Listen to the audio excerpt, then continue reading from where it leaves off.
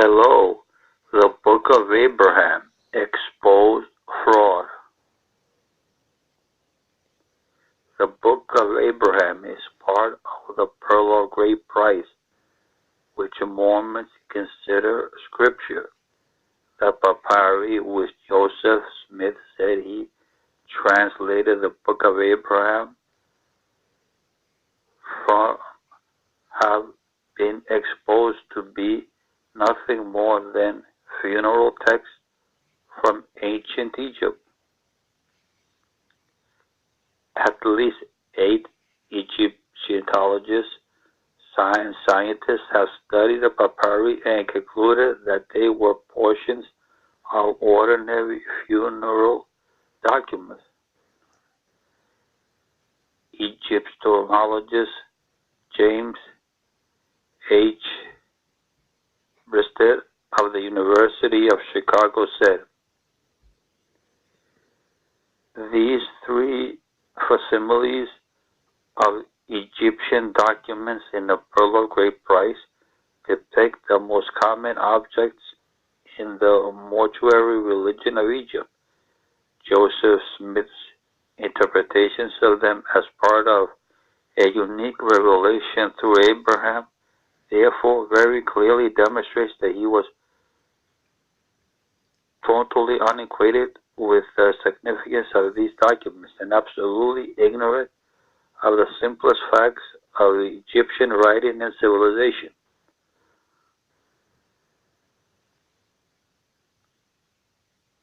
Flinders Petrie of London University even went so far as to say, "It may be safely said that there is not one single word that is true in these explanations." Archibald Sayce, Oxford professor of Egyptology, wrote about the translations. "It is difficult to deal seriously with Joseph Smith's impudent fraud. Smith has turned the goddess Isis in facsimile 3 into a king, and Osiris into Abraham. Before the evidence mounted that exposed the papyri to be different than what Joseph Smith said they were, these drawings even appeared in some versions of the LDS scriptures. The LDS Church was quiet about these things for a long time, but has finally released an article on their official site, recognizing that Mormon and non-Mormon Egyptologists agree that the characters on the fragments do not match the translation given in the Book of Abraham, though they give no good explanation as to why. Most of the LDS apologetics want to say that Joseph Smith just used the papyri as inspiration for the Book of Abraham, and that's why it's not a literal translation of the papyri.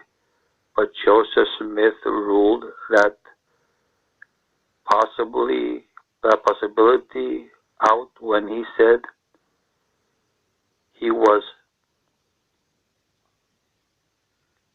translating an alphabet to the Book of Abraham and arranging a grammar of the Egyptian language as practiced by the ancients.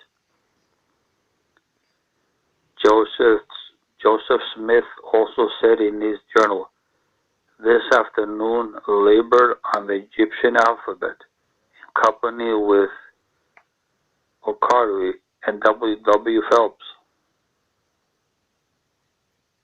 which with Joseph Smith clearly attempting a literal translation, and after seeing that numerous Egyptologists agree that the Book of Abraham is not a translation of the papyri, it's quite apparent his translation was completely bogus."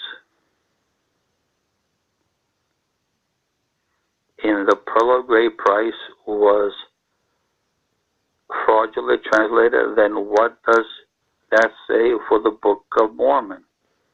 If you combine this with the evidence of the Kinderhook plates being fake, what might cast serious doubt on Joseph Smith's translated works, including the Book of Mormon? Thank you.